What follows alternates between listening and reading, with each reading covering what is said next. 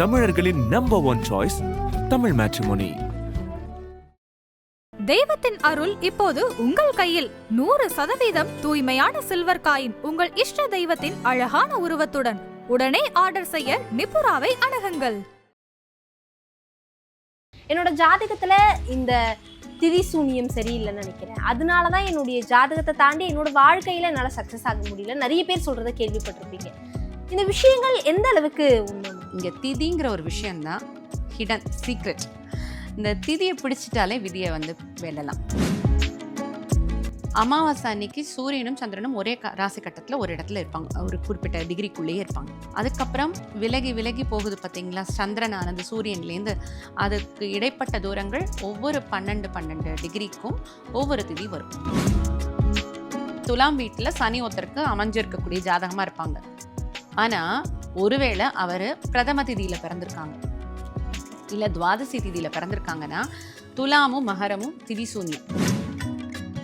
இந்த திதி தோஷத்தினால 10 வருஷம் குழந்தை பாக்கியம் இல்லாமல் வெயிட் பண்ணிட்டு இருந்தவங்க ஒரு பர்டிகுலர் கோவிலுக்கு போயிட்டு வர சொல்லுவோம். இது இங்கே விதி விளையாடும், போக விடாமல் பண்ணும் சில பேருக்கெல்லாம். 14வது திதியில் பிறந்தவங்களுக்கு 4 கார்னர்ஸ் 4 வீடு பாதிக்கும். மற்றவங்களுக்குலாம் 2 வீடு தானே சொன்னோம். சதுர்தசி திதியில மட்டும் மிதுனம், கன்னி, தனுசு, மீனம் 4 கார்னர்ஸும் பாதிச்சு. ஆதன ஆன்மீகம் நேயர்களுக்கு ஷாம்லாவின் அன்பு கலந்த வணக்கங்கள். நம்ம ஆதன ஆன்மீகத்துல ஆன்மீகம் சம்பந்தப்பட்ட பல கேள்விகளுக்குமே தினம்தோறும் ஒவ்வொரு வகைகளில் பதில்களை பார்த்துக்கிட்டு இருக்கோம். அந்த வகையில இன்னைக்கு நம்மோடு பிரபல ஜோதிடர் பத்மபிரியா பிரசாத் அவங்க தான் இன்னைக்கு நம்ம கூட இணைஞ்சிருக்கிறாங்க. நிறைய விஷயங்களை கேட்டு தெரிஞ்சுக்க போறோம். வணக்கம் மேம். வணக்கம். ஆதான ஆன்மீகம் நேயர்களுக்கு வணக்கம். எப்படி இருக்கீங்க மேம்? நல்லா இருக்கேன்ப்பா, நீங்க எப்படி இருக்கீங்க? நானும் ரொம்ப நல்லா இருக்கேன். ரொம்ப நாள் ஆச்சுன்னு நினைக்கிறேன். ரொம்ப நாள் ஆச்சு. ஒவ்வொரு முறையுமே நம்மள மீட் பண்ணும்போது ஏதாவது ஒரு பயனுள்ள தகவல்களை மக்களுக்கு கொடுத்துக்கிட்டு இருக்கீங்க. அந்த வகையில ஜாதகம் அப்படிங்கிற விஷயம் நம்ம எல்லாருமே தினசரி வாழ்க்கையில நிறைய பேர் பார்த்துக்கிட்டு இருக்காங்க.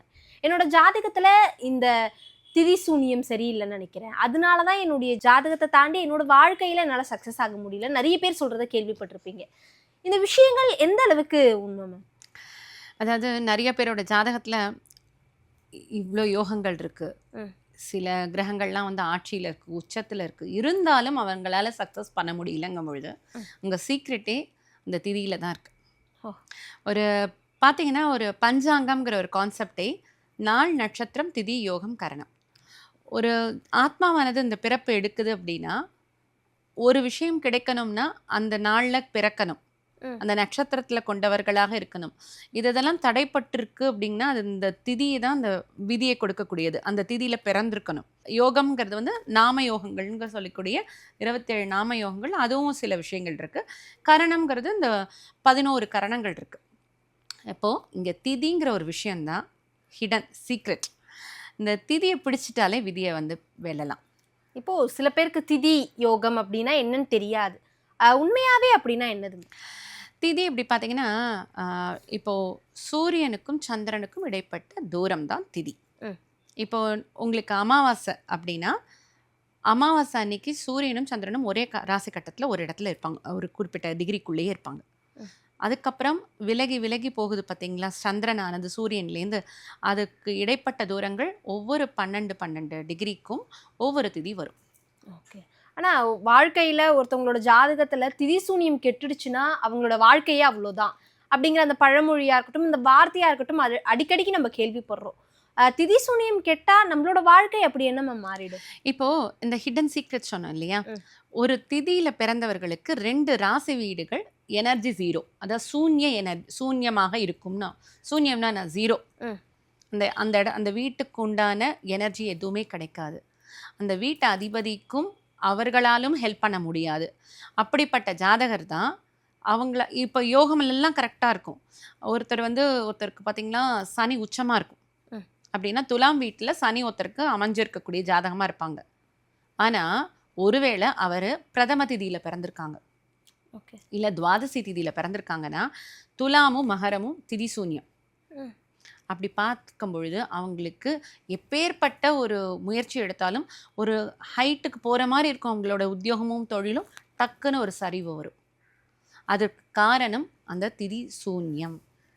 இப்போ நீங்க சொன்ன மாதிரி ஜாதகத்துல இந்த கோள்கள்லாம் உச்சமா இருக்கு, இந்த கிரகம்லாம் நல்லா இருக்கு, ஆனாலும் என்னோட வாழ்க்கையில ஏதோ ஒரு முன்னேற்றம் கிடைக்கல அப்படின்னு நினைக்கிறவங்களுக்கு இப்போ இந்த வீடியோ பார்த்த பிறகு தோணி இருக்கும், இப்ப நமக்கு திதி சூனியம் வந்து தப்பா இருக்கோ, திதி சூனியம் கரெக்டா இல்லையோ அப்படிங்கிற. அதாவது திதி சூன்யம்ங்கிறத விட இந்த திதியில பிறந்ததுனால இந்த ராசி வீடுகள் சூன்யம் ஆயிடுச்சோ அப்படிங்கிற ஒரு கீ பாயிண்ட் அவங்களுக்கு கிடைக்கும். ஓகே, அதை சரி பண்ணணும்னா அவங்க என்ன பண்ணணுமா? நிறைய விஷயங்கள் இருக்குமா, 2-3 விஷயங்கள் நமக்கு பெரியவங்க கொடுத்துருக்காங்க. அதாவது ஒவ்வொரு இப்போ பிரதம திதியில் பிறந்திருக்காங்க ஒருத்தங்க, மொத்தம் 14 திதிகள் இருக்கு.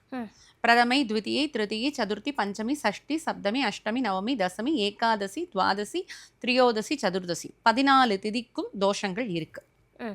சரிங்களா? அமாவாசைக்கும் பௌர்ணமிக்கும் தோஷங்கள் இல்லை.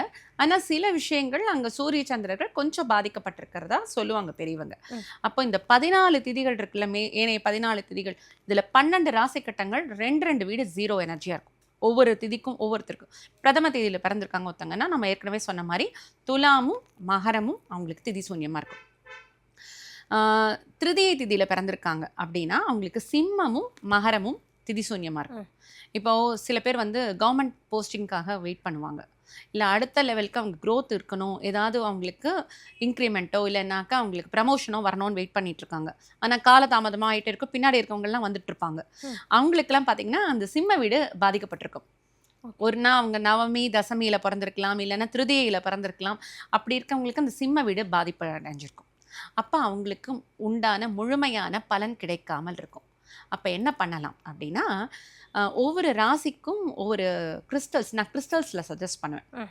அப்போ பார்த்தீங்கன்னா மேஷத்துக்கு உண்டான கிறிஸ்டல்ஸ் அப்படின்னு பார்த்தீங்கன்னா, மேஷ வீடு யாருக்காவது திதி சூன்யமாக இருக்குது அப்படின்னா அவங்க ரெட் ஜாஸ்பரை போடலாம், இல்லை ஆரஞ்சு கார்னீலியன்கிற ஒரு ஸ்டோன் இருக்குது, அதை அவங்க யூஸ் பண்ணலாம். அப்படி பண்ணும்பொழுது அந்த வீட்டுக்கு உண்டான முழு விஷயங்கள் அவங்களுக்கு அந்த ப்ராப்பர்ட்டிஸ் ஃபுல்லாக கிடைக்கும். செவ்வாய்க்கு உண்டான விஷயங்கள் எல்லாமே கிடைக்கும். அது மட்டும் இல்லாமல் ரிஷபத்துக்கு பார்த்தீங்கன்னா ஸ்படிகம், கிளியர் குவார்ட்ஸ் அல்லது ரோஸ் குவார்ட்ஸ் இது வேணால் யூஸ் பண்ணலாம். மிதுனத் ராசி பாதிக்கப்பட்டிருக்கு ஒருத்தருக்கு அப்படின்னா அவங்களுக்கு பார்த்தீங்கன்னா க்ரீன் ஃப்ளூரைட் அல்லது க்ரீன் அவென்ச்சுரின் இது 2த்துல ஏதாவது ஒன்று யூஸ் பண்ணலாம். கடகம் கேட்டிருக்கு, அவங்களுக்கு திதி சூன்யமாக இருக்குது அப்படின்னா, சப்தம திதியில் பிறந்தவங்களுக்கு அது கேட்டிருக்கோம் அப்படின்னா அவங்க வந்து மூன் ஸ்டோன், கடகம்ங்கிறது சந்திரனுடைய வீடு, அப்போ மூன் ஸ்டோன் யூஸ் பண்ணணும். சிம்ம வீடு நம்ம முன்னாடியே சொன்னாலே அவங்க அந்த திதியில் பிறந்தவங்களுக்கெல்லாம் சன் ஸ்டோன்கிறது ஒன்று யூஸ் பண்ணலாம். கன்னி வீடு அவங்களுக்கு திதி சூன்யமாக இருக்குது அப்படின்னா லாப்பிஸ் லசூலி, டர்க்வைஸ், இதெல்லாம் டர்க்வைஸ் எது வேணால் சொல்லலாம். அந்த ஸ்டோனை அவங்க யூஸ் பண்ணும்பொழுது அவங்களுக்கு முழுமையான பலன் கிடைக்கும். இந்த திதி தோஷமானது நிவர்த்தி ஆகும். துலாம் ராசிக்கு யாருக்காவது கெட்டிருக்கு அப்படின்னா ரோடோனைட் அப்படிங்கிற ஒரு கிறிஸ்டல் இருக்குது, அந்த கிறிஸ்டலை யூஸ் பண்ணலாம். விருச்சிக ராசியாக இருக்காவது திதி சூன்யமாக இருக்குது அப்படின்னா செவ்வாய்க்குண்டான வீடு அது வந்து பிளட் ஸ்டோன் அப்படிங்கிற ஒரு கிறிஸ்டல் இருக்குது, அந்த பிளட் ஸ்டோன் அவங்க யூஸ் பண்ணலாம். அல்லது யூனக்கைட் அப்படின்னு ஒரு கிறிஸ்டல் இருக்குது, அந்த 2 கிறிஸ்டலில் எது வேணால் அவங்க யூஸ் பண்ணலாம். அடுத்தது பார்த்திங்கன்னா தனுசு வீடோ உங்களுக்கு மீன வீடோ கெட்டு போயிருக்கு அப்படின்னா அவங்க 2 பேருக்குமே சிட்ரின்கிற கிறிஸ்டல் ரொம்ப அற்புதமாக ஒர்க் ஆகும். மகரம் அவங்களுக்கு பிளாக் ஆகிருந்தது அப்படின்னா பிளாக் டர்மலின் அல்லது ஹெமடைட் 2மே யூஸ் பண்ணிக்கலாம். உங்களுக்கு கும்ப வீடை கெட்டு போயிருக்கு இல்லை தோஷம் அடைஞ்சிருக்கு அப்படின்னா black obsidian or black tourmaline use பண்ணிக்கலாம். மீன வீடு ஏற்கனவே சொல்லியிருக்கோம் சிட்ரின், அதோடு சேர்த்து அமிதிஸ்ட் யூஸ் பண்ணலாம். இப்போ இந்த 12 வீட்டில் இருக்கக்கூடிய இந்த 12 ராசி கட்டங்களில் எந்த ராசி யாருக்கு திதி சூன்யமாக இருக்கோ, ஏன்னா ஒவ்வொருத்தருடைய ஜாதகத்திலேயே பின்னாடி குறிப்புகளில் இந்த நாளில் பிறந்திருக்காங்க, இந்த நட்சத்திரத்தில் பிறந்திருக்காங்க, திதியில் பிறந்திருக்காங்க, யோகம் கரணம் இருக்கும். இந்த திதியில் எந்த திதியில் பிறந்திருக்காங்கன்னு பார்த்துட்டு அருகில் இருக்கக்கூடிய ஜோசியர்களை கேட்டு அவங்களுக்கு அந்த ராசி கட்டத்துக்குரிய கிறிஸ்டல்ஸை யூஸ் பண்ணலாம். சில பேருக்கு கிறிஸ்டல்ஸ் தாண்டி கோவில் வழிபாடு அந்த மாதிரியான எண்ணங்கள் இருக்கு. அந்த மாதிரி உங்களுக்கு 15 அது நம்ம பார்த்து அவங்களுக்கு சொல்லணும். அது பார்த்து சொல்லும்பொழுது அவங்களுக்கு அந்த ஒரு பர்டிகுலர் டேல போகணும்னு சொல்லுவோம். அதை அவங்களுக்கு சொல்லி கணிச்சு கொடுத்துருவோம். அந்த நாளில் போய் அந்த சில விஷயங்கள் அங்கே வந்து பூஜை பண்ணிட்டு, அதாவது அர்ச்சனை பண்ணிட்டு வர சொல்லுவோம். அது மாதிரி பண்ணும்பொழுது நல்ல அற்புதமான ஒரு விஷயம் நடக்கும். அதாவது குழந்தை என்னுடைய இதில் பார்த்தீங்கன்னா எக்ஸ்பீரியன்ஸில் பார்த்தீங்கன்னா இந்த திதி தோஷத்தினால 10 வருஷம் குழந்தை பாக்கியம் இல்லாமல் வெயிட் பண்ணிட்டு இருந்தவங்க ஒரு பர்டிகுலர் கோவிலுக்கு போயிட்டு வர சொல்லுவோம். இது இங்கே வந்து விதி விளையாடும், போக விடாமல் பண்ணும் சில பேருக்கெல்லாம். ஆனால் முயற்சி எடுத்து அவங்க போய் அந்த ஒரு விஷயம், ஒரு அர்ச்சனை தான், ஒன்றும் பெரிய யாகங்கள்லாம் நான் சொல்ல மாட்டேன், அர்ச்சனை பண்ணி அந்த சன்னிதானத்தில் ஒரு ஒரு அந்த கோவிலுடைய அந்த அதிர்வை வாங்குறதுக்கு ஒரு 2 மணி நேரமாச்சும் அந்த கோவிலில் இருக்கணும். 1 மணி நேரத்துலேருந்து 2 மணி நேரம் அங்கே இருந்துட்டு வரும்பொழுது நிச்சயமாக அந்த திதி தோஷமானது நிவர்த்தி ஆகும். இப்போ நீங்க சொல்லியிருந்தீங்க ஒவ்வொரு ராசிக்கும் ஒவ்வொரு ஸ்டோன் சொல்லியிருந்தீங்க, ஒவ்வொரு இது யூஸ் பண்ணீங்கன்னா இந்த மாதிரியான விஷயங்கள்லாம் நிவர்த்தி ஆகும். ஆனா சில பேருக்கு வந்து இப்போ சொல்லியிருக்கும் போது 2வதா சொல்லியிருந்தீங்க வழிபாடுகள் அப்படிங்கும்போது ஒரு ஒரு கோவிலுக்கு ஒவ்வொருத்தவங்களுக்கு செட் ஆகும். அது ஜாதக ரீதியா வருமா இல்ல 12 ராசி ரீதியா வருமா? அவங்க எந்த திதியில பிறந்திருக்காங்களோ அந்த திதிக்குண்டான அந்த கோவில். ஓகே. இப்போ நம்ம சொன்னாலே பிரதமையிலேருந்து சதுர்தசி, இதுல கொஞ்சம் பிளாக் ஆனவங்களுக்கு, ரொம்ப கஷ்டப்படுறவங்கன்னா சதுர்தசி திதி தான். 14வது திதியில பிறந்தவங்களுக்கு 4 கார்னர்ஸ், 4 வீடு பாதிக்கும். மற்றவங்களுக்குலாம் 2 வீடு தானே சொன்னோம். சதுர்தசி திதியில மட்டும் மிதுனம், கன்னி, தனுசு, மீனம் 4 கார்னர்ஸும் பாதிச்சிருக்கும். ஏன் மேம் அது இப்படி? அவங்களுக்கு அந்த மாதிரி பிளாக்கேஜ், முக்கியமான கிரகங்களோ இல்லை முக்கியமான வீடுகளோ இல்லை. இன்னொரு ஒரு ஆடட் பாயிண்ட் என்னன்னா, அந்த வீடு மட்டும் இல்லாமல் அந்த வீட்டில் இருக்கக்கூடிய கிரகங்களும் சேர்ந்து அவங்களுக்கு கொடுக்க வேண்டிய விஷயங்களை கொடுக்காம இருக்கும். முன்னமே சொன்னோம் இல்லையா, துலாமில் ஒருத்தருக்கு சனி இருக்குது, உச்சமாக இருக்குன்னா அந்த வீடு பாதிப்படைஞ்சதுன்னா சனி தன்னுடைய விஷயங்களை முழுமையாக கொடுக்காது, அந்த வீட்டிலே இருக்கார் இல்லையா. இப்போ இது பண்ணிட்டு வந்தாலே உங்களுக்கு சரியாயிடும். இதெல்லாம் விட ஒரு மாற்று ஒரு அற்புதமான ஒரு விஷயம் இருக்குது, திதி நித்யா தேவிகள்னு. திதி நித்யா தேவிகள் அப்படின்னா யாருன்னா லலிதையோடைய அங்க தேவதைகள். ஸ்ரீசக்கரம் கேள்விப்பட்டிருக்கீங்களா? இந்த ஸ்ரீசக்கரத்தில் எல்லாமே ட்ரையாங்கிள் ஃபார்மில் இருக்கக்கூடியது.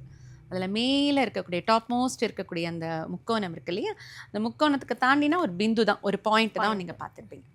அந்த முக்கோணத்தில் மேல் முக்கோணத்தில் இருக்கக்கூடிய 15 நித்யாதேவிகள், அதாவது அம்பாளுக்கு சந்திரகலை, அது 16 கலைகள் இருக்கிறதா சொல்லுவாங்க. 15 கலைகளும் 15 நித்யாதேவிகளாக இருக்காங்க. காமேஸ்வரி, பகமாலினி, நித்யக்லின்னா, பேருண்டா, வன்னிவாசினி, மகாவஜ்ரேஸ்வரி, சிவதூதி, துவரிதா, குலசுந்தரி, நித்யா, நீலபதாகா, விஜயா, சர்வமங்களா, ஜுவாலாமாலினி, சித்ரா 15 பேர். 16வதாக அம்பாள் காமேஸ்வரன் காமேஸ்வரியாக பிந்துவில் இருக்காங்க. இவங்க எல்லாமே அங்க தேவதைகள். அப்போது இந்த 16 கலையை வந்து, அதாவது இந்த சந்திரனுடைய பூரணமான இந்த கலைகளை கட்டுப்படுத்துபவர்கள் இந்த நித்யாதேவிகள் தான். அதனால்தான் அவங்களுக்கு வந்து திதி நித்யாதேவிகள்னு பேர்.